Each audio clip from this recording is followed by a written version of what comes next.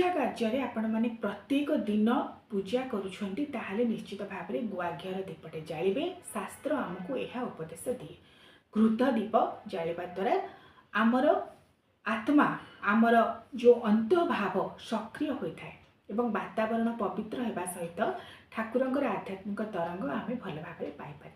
से गुआ घीर दीपटे प्रत्येक दिन पूजा कार्य समय जालिबे सकाळे हेउ बा संध्या समय हेउ एवं जदि आपण माने बार अनुसार किसी मानसिक रखुछन्ति तेलर दीप जालिबे मात्र दुईटी दीप केबे सांगरे जालिबे नाही। अनेक वीडियो रे आपण माने देखिथिबे अनेक लोक उपदेश दउछन्ति दुईटी लेखा दीप जालिबा पई गोटिए तेलर दीप एवं गोटिए घीर दीप ताहाकु मध्ये अनेक व्यक्ति अनुसरण करूछन्ति। एठारे मु कहि रखे जदिओ निर्दिष्ट भाव में कौन नियम नाही जे केतोटी दीप जालिबा उचित मात्र आपण मैंने देखिए आम हिंदू सनातन शास्त्रीय धारा जो केते गुड़ाए नियम रही सदा सर्वदा अजुग्म संख्या को गुरुत्व दि जाइए।